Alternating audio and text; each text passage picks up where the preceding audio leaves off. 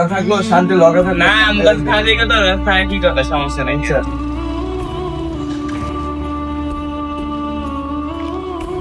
শখের বাইকটি নিয়ে আজকে সকাল সকাল বের হয়ে গেলাম। প্রায় 1.5 বছর আমাদের সাথে ছিল, আজকে এটার বিদায়। তো কাগজপত্র সবকিছু নিয়ে বের হয়ে গেলাম। যে ভাই গাড়িটি কিনবে সে ভাই চলে আসলো গাড়িটি নেওয়ার জন্য। তো এখন গাড়িটি ওয়াশ করে দিব বলে তাই আমরা চলে যাচ্ছি আনারপুরের দিকে। আনারপুরেও আমরা গাড়ি ওয়াশ করতে পারলাম না, এরপরে হরিণা গেলাম, হরিণাও পারলাম না। এখন আমরা সিরারচর চলে যাচ্ছি। সিরারচর যাওয়ার পরে দেখতেছি যে কারেন্ট নাই, তো বাইক ওয়াশ করা যাচ্ছে না।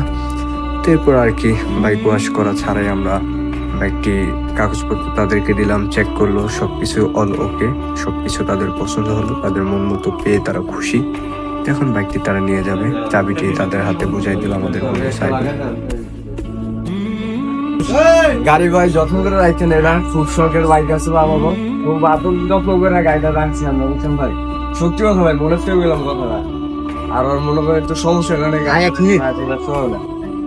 আর এই গাড়িটা ভাই একটু ওয়াশ টশ করে নিজে, মানে আমরা সবাই কোনো একটু আচলও লাগবে দেয় গাড়িটা। আর এক লগে আড্ডা দিতে বলে ভাই সবাই গাড়িটা নিয়ে আড্ডা দিতাম, বুঝছেন। আর কোনো জায়গায় গেলেও গাড়িটা লয়ে যেত, মানে কালকে রাত্রেও ভাই মানে কাঁদছে ভাই আগে নাই, কালকে রাত্র হয় কিন্তু কাঁদছে, বুঝছেন। সত্যি ভাই সব বলবো একটা আড্ডা তো গাড়িটা লেগে কাঁদছে হয়, বলেন যে ঘরে থাকলো শান্তি লগে থাকলো। না আমরা খালি কথা খাই কি কথা সমস্যা নাই স্যার। কালকে রাত্রেও কাঁদছে গেল বলে স্যার গাড়িটা লাগতো।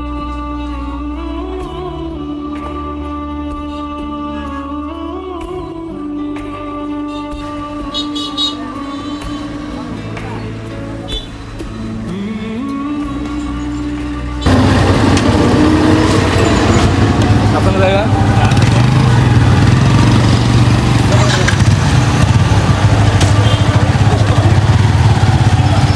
ভাই